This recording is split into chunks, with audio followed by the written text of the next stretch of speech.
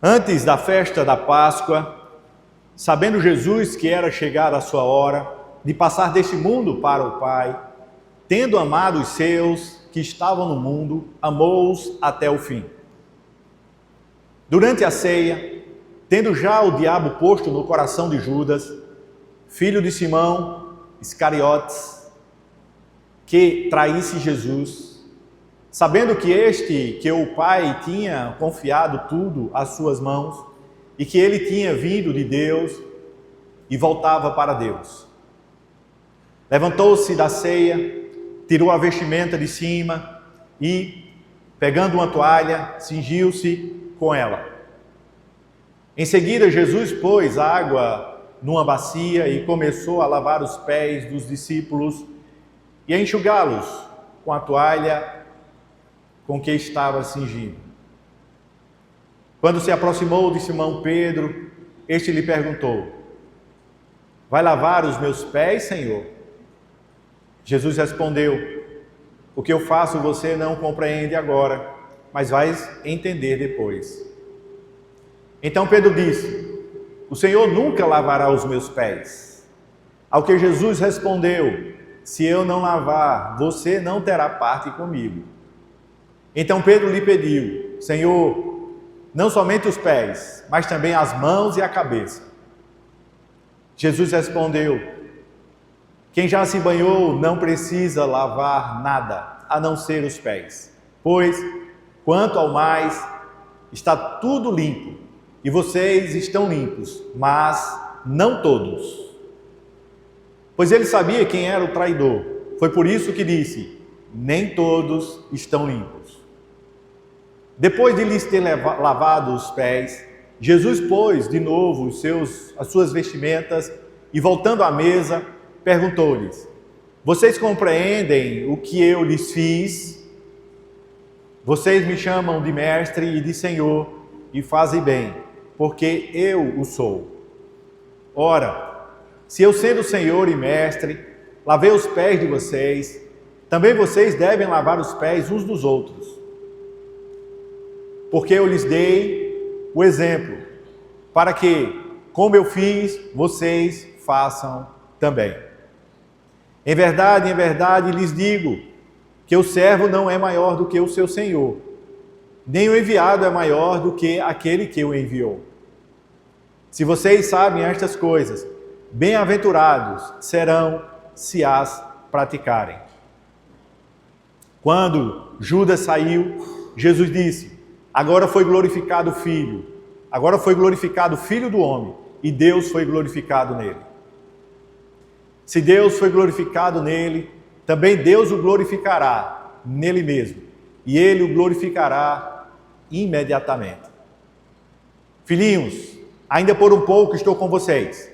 Vocês vão me procurar, mas o que eu disse aos judeus, também agora digo a vocês: para onde eu vou, vocês não podem ir. Eu lhes dou um novo mandamento, que vocês amem uns aos outros, assim como eu vos amei, que também vocês amem uns aos outros. Nisto todos conhecerão que vocês são meus discípulos, se tiverem amor uns pelos outros. Evangelho do Senhor Jesus Cristo. Graças te damos, ó Pai, porque ocultastes essas coisas aos sábios e instruídos, e as revelastes aos pequenos. Os irmãos podem sentar.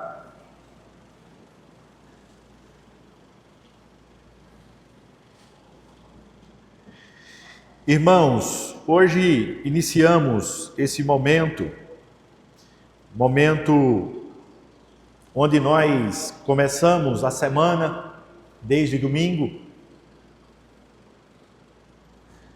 e vamos trilhar até o próximo domingo sobre a ressurreição de Cristo.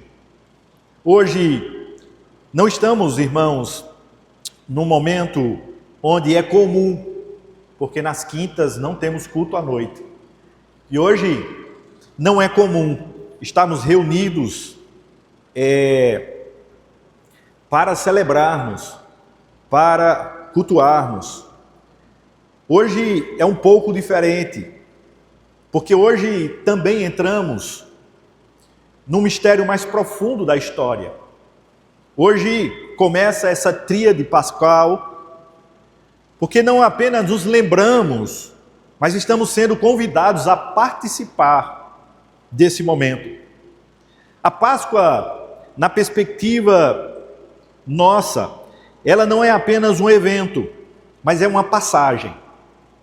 Quando nós vimos o texto do Velho Testamento, nós vimos que o povo estava se preparando para serem libertos. E a palavra Páscoa no hebraico quer dizer passagem. Por isso que nós iniciamos essa tríade com hoje, amanhã a crucificação, depois a vigília onde Cristo estava sepultado, e essa passagem da morte para a vida da ressurreição. A Páscoa é esse processo, é essa jornada e essa caminhada. Por isso, quando nós trazemos esse momento, onde a Páscoa é uma passagem, essa passagem significa que é algo deixado para trás, para alcançar ou para trilhar um outro caminho. Quando o povo estava escravizado no Egito e Deus vai libertar, tem passagens que acontecem. A passagem do sangue do cordeiro nos umbrais da casa, isso é uma passagem. Quando o povo vai ser liberto e vai passar pelo mar que está à sua frente, Deus abre, é um momento de passagem. Quando o povo está na caminhada no deserto, a terra prometida, é uma passagem, é uma caminhada. A passagem é sair de um lugar para outro. A passagem é caminhar de um movimento em movimento, de um lugar para o outro, para se alcançar algo, para ir mais além, para irmos caminhando mais. A passagem sempre ela é um caminho, é uma jornada que deve ser trilhada.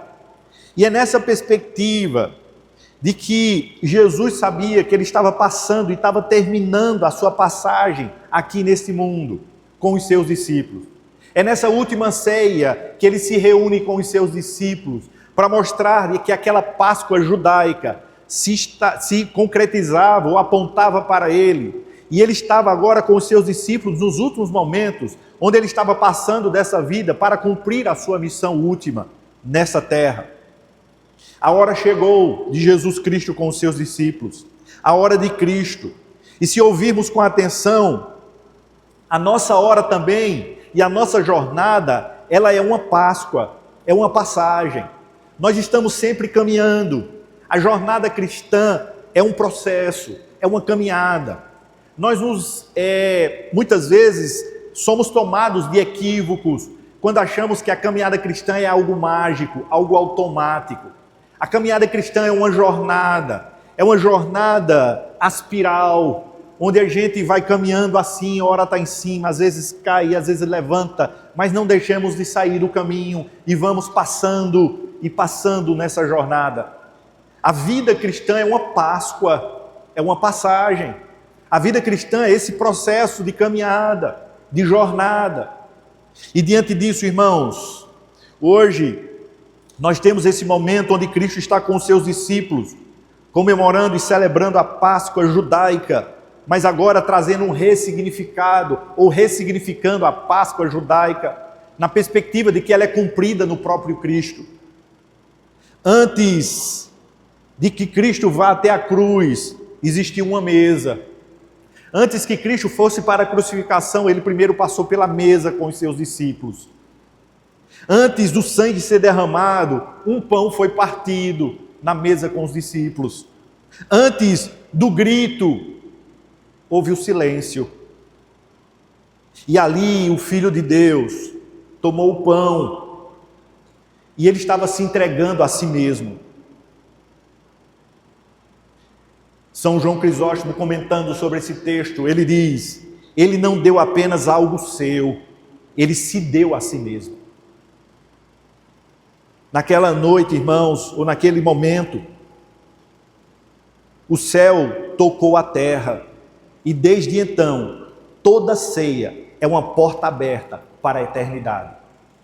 Porque é na ceia que Jesus faz todo aquele momento e mostra esse caminho de passagem, ensinando aos discípulos como deve ser a jornada da caminhada cristã. E diante disso, eu queria observar com os irmãos, observando e olhando o texto, e vendo o texto como esse último momento de Cristo, nessa passagem para a cruz e para a ressurreição, lembrarmos de que precisamos compreender esse momento como momento de Páscoa e de passagem, e o que Cristo nos ensina, onde Ele chama não apenas para um momento de lembrança, mas Ele nos chama para uma participação. Nós não somos apenas convidados para quando estivermos na ceia recebendo apenas uma lembrança. Nós estamos participando de um sacramento onde Cristo está sendo transmitido os seus benefícios para nós. Essa é a nossa teologia. É isso que a igreja crê. Não é apenas memorial, é um sacramento. Cristo se oferece a nós espiritualmente, mas verdadeiramente. E diante disso, irmãos, esse chamado é para uma transformação. Naquela noite, Cristo não apenas instituiu a Santa Ceia, Ele inaugurou um caminho de passagem da alma. E essa passagem nos leva para observarmos o que Cristo fez e como devemos passar e trilhar a nossa jornada. E diante disso, a primeira verdade do texto que eu queria observar com os irmãos é quando Jesus fala, tendo amado os seus, o texto nos diz, melhor, tendo amado os seus, amou-os até o fim. Tendo amado os seus, amou até o fim. Aqui nós temos uma primeira passagem, uma primeira Páscoa nesse texto. A passagem do amor condicional ao amor incondicional, que persevera até o fim. Essa passagem do amor condicional para o amor incondicional é o que Cristo faz e nos ensina. Por que Cristo faz e nos ensina? Porque Ele diz que Ele ama os seus até o fim. Aqui é um amor onde Ele expressa, e é um amor que não expressa, que não depende de ser correspondido. Ele não diz que vai amar os seus se fosse correspondido esse amor. Mas Ele diz que ama e vai amar até o fim. Ele ama Judas, mesmo sabendo que Judas ia traí-lo. Esse amor não é um amor condicional. Porque se fosse condicional, Ele não amaria Judas. Se fosse condicional, Ele dizia, Judas, eu sei o que você vai fazer, seu traidor safado. Eu lembro que, quando era criança, e no intervalo da escola bíblica, e no intervalo da classe das crianças, e até a adolescência, de vez em quando a gente saía cantando. Quando eu via a história da ressurreição de Cristo, de Judas, a gente saía cantando. Cabra safado, Judas traiu Jesus, ele é um cabra safado. Jesus podia até dizer isso para Judas, mas aqui nós estamos numa outra dimensão. Aqui Jesus está dizendo que a passagem do amor incondicional, de um amor condicional para um amor incondicional. Jesus sabia que Judas ia traí-lo, mas amou até o fim. Jesus sabia que Pedro, depois, em alguns momentos, ia negá-lo. Porque Judas traiu, mas Pedro também saiu e negou Jesus 3 vezes, logo em seguida. Jesus sabia disso, mas Jesus amou até o fim.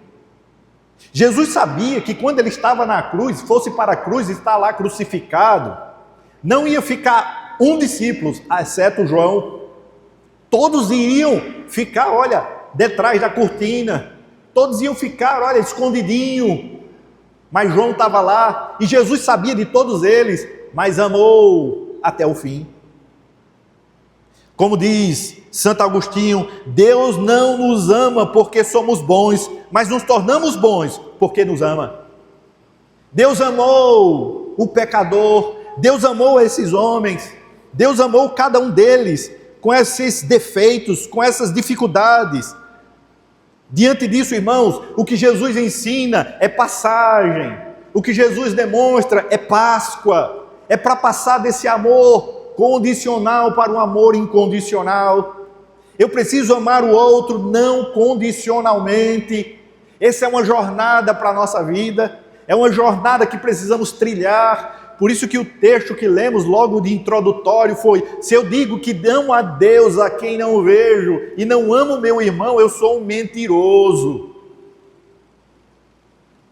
E Jesus olha para mim e para você e diz: mesmo você sendo mentiroso, eu ainda lhe amo, mas você precisa passar do amor incondicional para o amor, do amor condicional para o amor incondicional. Porque muitas vezes isso está impregnado em nós amamos por interesse, porque tem algum interesse. Nós amamos por uma resposta que seja conforme a gente nos ama. O nosso amor, ele é narcísico, o nosso amor é baseado no espelho.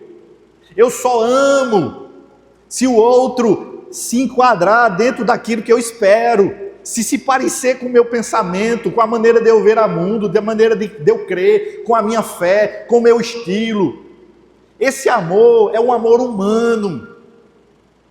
Mas Jesus Cristo está nos convidando a passar desse amor para um amor não mais egóico ou egoísta, mas um amor de Cristo.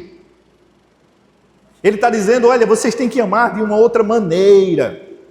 E deixa eu dizer uma coisa para vocês: amar de uma outra maneira não depende de você, porque esse é um amor da graça, depende de recebermos a graça.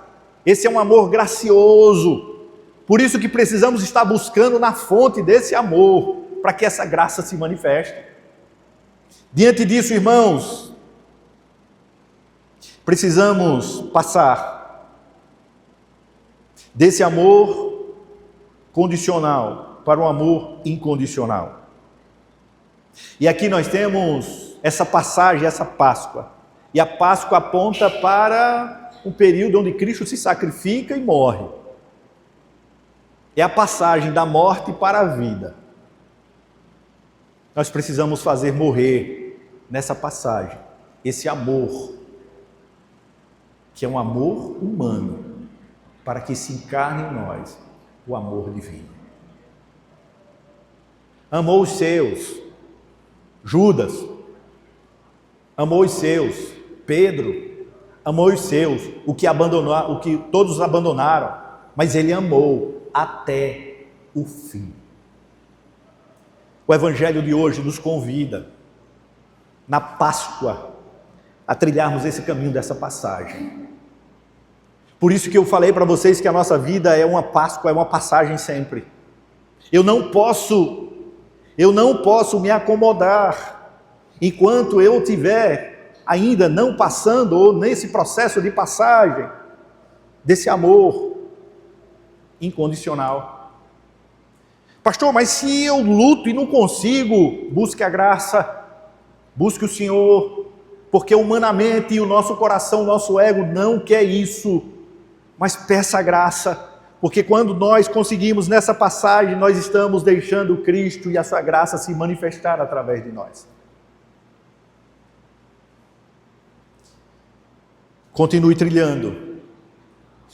E o primeiro ponto dessa passagem, a primeira verdade, é passarmos desse amor incondicional, passar para o amor incondicional, saindo do amor condicional. A segunda passagem que nós ouvimos no texto é que disse: levantando-se da ceia, cingiu-se com uma toalha.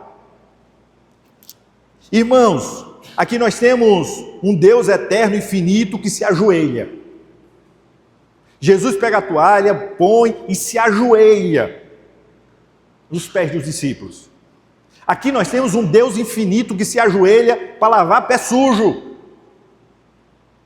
Porque o nosso pé é sujo, mas o deles era um sujo porque eles andavam de sandália, não tinha asfalto, era na terra, na lama. Era sujo, um sujo com S maiúsculo. Lembra daqueles menininhos quando chega em casa jogando bola, que chega com o pezinho bem pretinho? Aí eu lembro uma vez que minha mãe falava, olha, grude nunca matou ninguém. Eu disse, como é? Ela disse, grude nunca matou ninguém. Eu disse, como grude? Grude é sujeira, né? No interior você chama, grude. Eu disse, por quê? Ela disse, oxe, tinha uma vizinha lá em casa que os meninos jogavam bola a tarde todinha, chegava suado, com os pés podres. E aí disse, e aí? Eles não tomavam banho não, ia dormir. Estão vivos até hoje, cresceram, casaram, estão tudo. Grude não mata ninguém. Eu disse, mas espera aí, com os pés sujos? Aí ele disse, não, os pés não. Ele dizia, banha os pés e vão dormir. Banhava os pés e ia dormir. Grudo não mata ninguém. Jesus Cristo, o Rei dos Reis, ele se ajoelha para lavar pé sujo. O infinito, o Deus infinito se ajoelha para lavar pé sujo. O Criador de todas as coisas, aquele que é o Senhor do universo, ele se ajoelha e toca a poeira daquele pé sujo. Aquele que sustenta todas as coisas, inclina-se para servir. Aqui está o problema. Nós gostamos e achamos muito bom falar de Deus, mas resistimos em nos baixar. Nós resistimos a nos baixar, a sermos humildes, a nos humilharmos muitas vezes. O orgulho espiritual, ele é tão danoso para a vida do cristão, porque ele se esconde dentro de uma máscara religiosa. O orgulho espiritual, irmãos, ele leva o homem a ser iludido. O orgulho espiritual, ele faz com que o homem até nem precise de Deus, porque ele se acha. O orgulho espiritual é um pecado, e os pais da igreja diziam que o orgulho espiritual é o pecado mais difícil a ser detectado. Porque a gente vai se envaidecendo com a espiritualidade. E Jesus Cristo aqui mostra de que de fato o caminho da espiritualidade é outro. O caminho da espiritualidade não é subir, é descer. O caminho da espiritualidade é descer na perspectiva de você poder servir o outro. Jesus Cristo aqui mostra que ele, sendo Senhor, ele se baixa para servir. Quando nós compreendemos essa realidade, nós precisamos nos perguntar, nós conhecemos ou servimos? Porque o conhecimento gera o serviço, o conhecimento gera a servir o outro, o conhecimento gera a humildade. Quando o conhecimento gera soberba, já diz Provérbios, você acha que sabe, mas você não sabe nada. O conhecimento, ele gera humildade. Ele gera, Senhor, como o que eu conheço de Ti e o que Tu nos mandas fazer é infinitamente maior do que eu tenho feito ou do conhecimento que eu tenho. O apóstolo Paulo, eu acho que algumas vezes ele olhou para algumas pessoas e viu e disse, essas pessoas estão se achando porque estão conhecendo, ou conhecem, tem um pedigree religioso, conhece muito. Aí ele chega para essas pessoas e diz, quem conheceu a mente do Senhor? Oxe, ninguém. Então por que vocês estão se achando? Quem foi o seu conselheiro? Oxe, ninguém. E por que vocês acham que pode dar conselho a Deus? Jesus ensina que a jornada cristã, e aqui a Páscoa, essa passagem essa, irmãos, onde saímos de um conhecimento orgulhoso para um ato humilde de serviço. Aquele que tem um conhecimento orgulhoso, ele não serve. Aquele que tem um conhecimento orgulhoso, ele não ajuda, ele não estende a mão, ele não quer ajudar o outro na jornada, ele não se compadece do outro. Aquele que tem um conhecimento orgulhoso, ele não está pronto para ajudar, ele não está pronto para servir. Jesus está dizendo, existe uma passagem, o conhecimento ele pode ter, ele deve acontecer, ele é necessário, mas esse conhecimento não pode gerar orgulho. Você tem que passar do conhecimento orgulhoso para um conhecimento que leve você a servir, a humildade. Esse é o caminho da passagem. Por isso, irmãos, nós como bons presbiterianos que somos, nos orgulhamos do conhecimento da palavra de Deus. Amém por isso. E devemos conhecer mais. Nós como bons presbiterianos que somos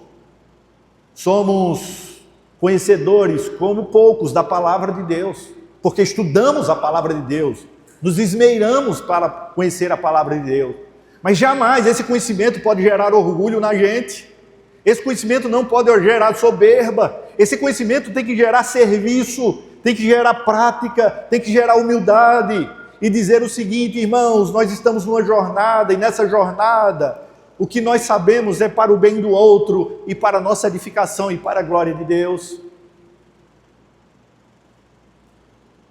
Precisamos caminhar nessa passagem, desse conhecimento orgulhoso, para um serviço humilde, que gere humildade esse conhecimento. Jesus Cristo continua, e agora ele conversa com Pedro e diz, eu tenho que lavar, e Pedro diz, não, o Senhor não vai lavar nada. E Jesus olha para Pedro, e Pedro diz, Senhor, nunca me lavarás os pés. Talvez a intenção de Pedro fosse até boa, talvez ele tivesse um zelo, dizendo, Senhor, tu és o Senhor, como é que o Senhor vai lavar meus pés? Talvez ele tivesse uma intenção de dizer, olha, Senhor, isso não é para o Senhor, deixa para a gente isso, mas não é para o Senhor. Mas Jesus Cristo está ensinando a Pedro que ele precisa passar da resistência para a rendição. Ele não pode resistir a Deus, ele não pode resistir a Cristo, ele tem que se render a Cristo. Nunca lavarás os meus pés. Jesus disse, se não te lavar, não tens parte comigo. Jesus está ensinando, e aqui temos um escândalo. Jesus está dizendo, não é você que começa a obra, sou eu, Pedro. Não é você que começa a obra, não depende de você, sou eu, Pedro. Eu é que tenho que te lavar. Mas Senhor, isso não. Jesus está dizendo, Pedro, você não entende. Sou eu, o Cristo, eu preciso começar em você essa obra, eu preciso lavar os seus pés. E aí Jesus disse, olha Pedro, se eu não te lavar, você não tem parte comigo. Aí Pedro diz, pensa, se eu resistir, eu permaneço fora, eu não posso resistir, eu tenho que me render. Por isso que às vezes nós cantamos, render a ti, adoração.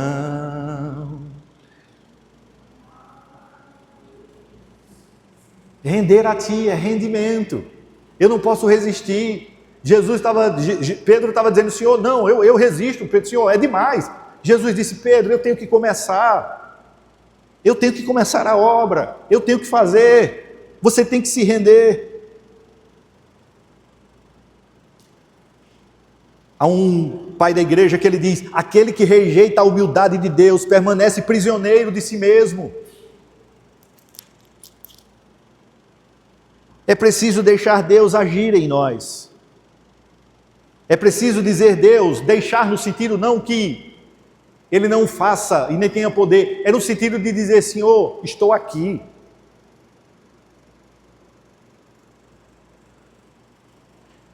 E sabe o que acontece? Pedro, além de resistir, ele tenta se justificar. Senhor, não, de jeito nenhum. O Senhor não vai fazer isso. Aí às vezes você olha e diz, ele tem uma boa intenção, ele tem uma boa justificativa. E Jesus diz para Pedro, Pedro, não é isso. Não se justifique. Você está tendo uma presunção ou alguma coisa orgulhosa. E aqui nós aprendemos uma coisa que é fundamental. Nós aprendemos um falso orgulho, uma falsa humildade. Ele estava demonstrando humildade, mas na verdade ele estava demonstrando humildade de resistência. Essa não é humildade verdadeira. A humildade verdadeira se entrega, se rende e não resiste. Diante disso, irmãos, Jesus está ensinando que precisamos passar dessa resistência para a rendição. Precisamos nos render diante do Senhor. Precisamos chegar e dizer, Senhor, não temos nada. Não temos nada para te oferecer. Mas temos a nossa vida, Senhor. E queremos que tu haja na nossa vida. Senhor, eu só quero receber o que tem para me dar. Eu recebo, Senhor. Eu não rejeito o que o Senhor tem para me dar. Se o Senhor quer me dar e quer vir até mim através da pregação da palavra, eu recebo. Quem sou eu para criar obstáculo? Se o irmão vem me abraçar, eu recebo o Senhor, porque esse abraço, eu não sei, mas é um abraço e eu recebo. Nós precisamos sair dessa resistência para a rendição. Nós, nessa jornada da nossa vida, nós ficamos muito com escudo. Tudo que a pessoa faz, a gente já começa a questionar e tem intenções por trás. A vida fica muito pesada. Tudo tem uma justificativa. Eu quero saber a intenção do outro. Apenas recebe. Quando a flor exala o perfume, a gente não fica perguntando, eita, por que ela exalou? Será que isso é perfume ou é veneno? Quando a flor exala um perfume, a gente se deleita com o cheiro da flor, com o perfume da flor. Por isso, irmãos, precisamos nos deleitar com aquilo que Deus nos dá e não resistir. Precisamos ver a vida numa perspectiva de deleite. Viver a vida nessa perspectiva de que é bênção do Senhor para nós. Viver a vida nessa perspectiva dessa passagem de resistência, o que eu recebi do Senhor. Tem um teólogo cristão que ele escreve um livro muito interessante, que é Vivendo com Alegria. Vivendo com alegria. Ele vai mostrar que a nossa vida deve ser vivida com alegria em todos os aspectos da nossa vida. Porque a vida é uma dádiva. Porque Deus tem nos abençoado, porque Deus tem nos dado, porque Deus tem sido misericordioso, porque Deus tem sido bondoso. Não resista a isso, se renda e diga, graças te dou, Senhor, graças te dou, porque pode ser como eu não pense que eu queria que fosse, mas eu sei que o Senhor está controlando tudo e tem me abençoado ricamente para a glória do teu nome. Não resista, se renda, se renda. O Evangelho de hoje nos convida a passarmos nessa passagem que é Páscoa, da resistência para a rendição. Em quarto lugar, o texto nos diz, vós estáis limpos, mas nem todos. Aqui nós temos a passagem da aparência e a pureza interior. Nem todos. Porque ele sabia que Judas ia trair. E aqui Jesus está dizendo, olha, você precisa passar dessa questão só da aparência e trabalhar a sua espiritualidade a partir de dentro. Porque tem alguns que têm aparência, mas não são. E esqueça os outros, olhe para você. Jesus está dizendo, olha, todos estavam à mesa, mas nem todos estavam com Cristo. Aparentemente sim, mas nem todos estavam com Cristo. Judas participa da mesa, mas já tinha saído no seu coração. Judas estava presente fisicamente, mas sua mente e seu coração já tinham traído Cristo. Devemos sair desse momento da aparência para a pureza interior. Quando eu me reúno com vocês para adorar a Deus, e nós estamos aqui, nós precisamos colocar o nosso coração aqui, nós precisamos colocar a nossa mente aqui, nós precisamos dizer: Senhor, estamos na Tua presença para Te adorar. Jesus disse: olha, Judas está aqui só fisicamente, mas o coração e a mente dele não está mais aqui não. Precisamos sair desse momento apenas de corpo presente para alma presente. Precisamos sair desse momento de apenas corpo presente para uma mente presente, para o espírito presente. Judas estava na mesa, e eu fico imaginando Judas na mesa com Jesus, o Salvador, viveu 3 anos com ele, viu Jesus ressuscitar, viu Jesus curar, viu Jesus andar sobre as águas, viu Jesus multiplicar pães e peixes, viu Jesus curar cegos, viu Jesus perdoar, e mesmo assim estava com ele na mesa, mas o coração não estava lá, nem a mente. Por isso que Jesus convida e nos chama para essa passagem, essa Páscoa. Passe dessa presença física para a presença em espírito. Passe dessa presença apenas física para a presença de mente e coração. É aquilo que o apóstolo Paulo vai dizer: você com os lábios me louvam, mas seu coração está distante de mim. Judas, com a boca, participou ali da ceia, mas o coração estava distante. Por isso, irmãos, Jesus diz que esse é um caminho da passagem, passa.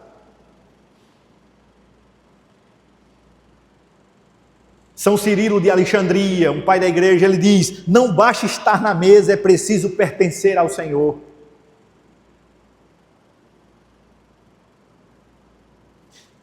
Nós estamos na igreja adorando a Deus, mas o nosso coração está adorando a Deus junto. Precisamos passar dessa presença física para uma presença de alma, quando estamos na mesa do Senhor, quando estamos na casa do Senhor. Em quinto lugar e último, precisamos passar da teoria infrutífera para a prática frutífera. Jesus disse: se sabeis essas coisas, bem-aventurados sois se as praticardes. Jesus Cristo aqui mostra que há uma ilusão religiosa. Saber não basta, sentir não basta. É necessário praticar, viver e encarnar o que Cristo ensinou. Então ele diz: como eu vos amei. Quando Jesus fala como eu vos amei, foi dito, mas eu quero dizer como eu vos amei. Jesus não está dizendo que não já havia se falado de amor, lá em Levítico diz amar uns aos outros, mas Jesus está dizendo como eu vos amei, porque agora o padrão é Ele, o modelo é Ele, é como eu vos amei.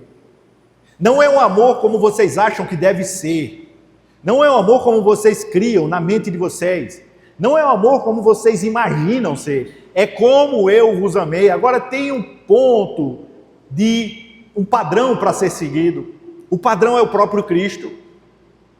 E aí ele está dizendo: olha, vocês precisam passar dessa teoria para uma prática agora, e a prática vocês observam em mim, como eu vos amei. Por isso, vocês precisam compreender essa verdade. Não é qualquer amor, é o amor da cruz. Por isso que nós devemos contemplar. Há um cântico, se não falha a memória, no nosso inário, que diz: ao contemplar a cruz. Não é assim? Ao contemplar a cruz. Há um pai da igreja, São Basílio de Cesareia, que ele diz assim: o verdadeiro cristão é aquele que se torna aquilo que contempla. O verdadeiro cristão é aquilo que se torna O verdadeiro cristão é aquele que se torna aquilo que contempla. Se eu contemplo o amor de Cristo, esse amor de Cristo vai ser vivido por mim. Se eu contemplo a cruz de Cristo, o sacrifício de Cristo por mim, o amor de Cristo até a cruz, esse amor de doação, se eu contemplo, isso vai se tornar realidade na minha vida. Por isso precisamos sair dessa passagem da teoria infrutífera para a prática frutífera. E a contemplação é um meio pelo qual aquilo que contemplamos se torna realidade na nossa vida. O que nós temos contemplado na nossa jornada? O que a gente tem visto na nossa jornada?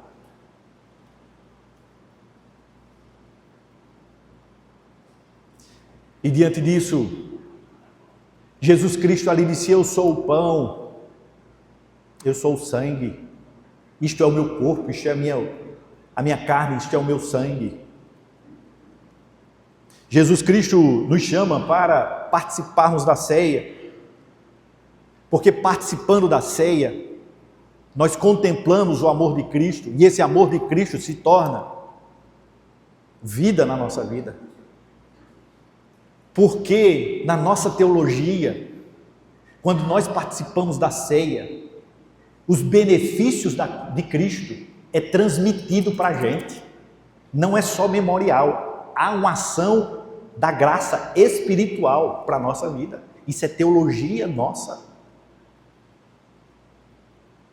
A graça de Cristo, dos benefícios do corpo e do sangue de Cristo, da vida de Cristo, é transmitida para nós.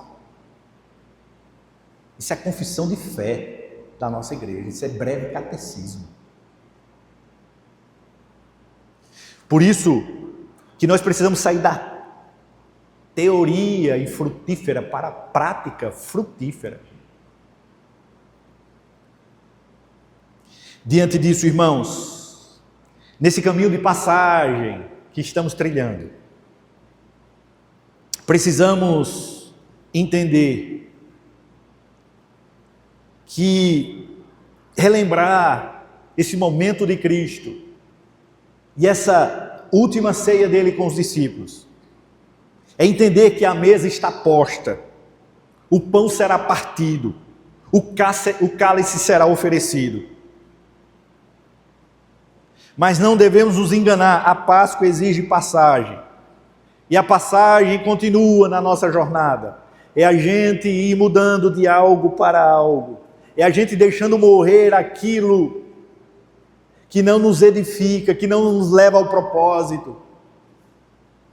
É morrer para o orgulho, é morrer para a superficialidade, é morrer para o amor egoísta. E diante disso, fazer com que em nós possa viver no amor que não desiste e ama até o fim. Na humildade que serve e não é apenas teórico, na graça que transforma. É o caminho onde observamos em Cristo, o Cristo que se entrega por nós. Hoje, venhamos não só participar da ceia, mas venhamos atravessar. Venhamos fazer morrer para viver em nós tudo aquilo que precisa estar presente na nossa vida. Diante disso, o Evangelho de hoje nos convida a esse caminho de passagem. E o que parece muitas vezes é que Jesus ensinando isso e mostrando que ele ia para a cruz, ia sofrer na cruz. O que parece muitas vezes é que Jesus entrou numa depressão profunda. O que parece muitas vezes é que Jesus ficou muito para baixo.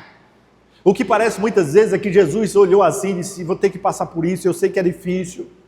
Eu ensinei isso aos discípulos, disse que eles devem fazer isso. Eu ensinei esse caminho dessa passagem e parece que a coisa era muito pesada e todo mundo ficou ali melancólico. Mas o Evangelho nos diz que depois de tudo isso, Jesus cantou um hino e saiu. E temos um mistério aí. Que hino Jesus cantou? Não sabemos, mas ele cantou. Ele cantou um hino e saiu. E eu fico imaginando qual o hino que Jesus cantou depois de dizer tudo isso aos discípulos e viver aquele momento. Qual foi o hino que Jesus cantou? Eu não sei.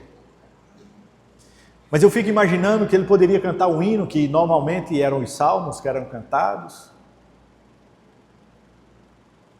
Talvez ele cantasse um hino de louvor ao Senhor. Talvez ele cantasse um hino de profético. Senhor, assim como foi anunciado, agora se cumpre a tua palavra. Talvez ele tenha cantado um hino de Isaías. Mas ele cantou diante de tudo isso e saiu para cumprir a sua missão.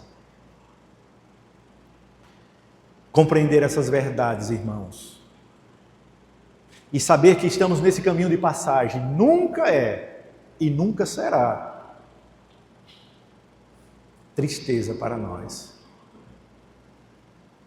Jesus disse, encerra dizendo, bem-aventurados sois se essas coisas praticares. Bem-aventurado é mais do que feliz. Jesus está dizendo que esse caminho dessa passagem na nossa vida vai trazendo regozijo para a nossa alma. Jesus está dizendo que trilhar esse caminho nessa passagem vai trazendo deleite para a nossa alma. Por isso, esse caminho dessa passagem e trilharmos esse caminho deve gerar em nós deleite, luta, dependência, mas deleite. Porque estamos nos tornando aquilo pelo qual devemos ser. Porque estamos nos tornando a semelhança de Cristo. E é nesse caminho, e nessa passagem, que Jesus nos ensina, no Evangelho de hoje, esses momentos de passagem para a nossa vida. E ele demonstra como devemos seguir para a glória do seu nome. Que assim seja e que esse amor de Cristo demonstrado seja vivido por nós e que esse amor que nós recebemos dele possamos viver esse amor.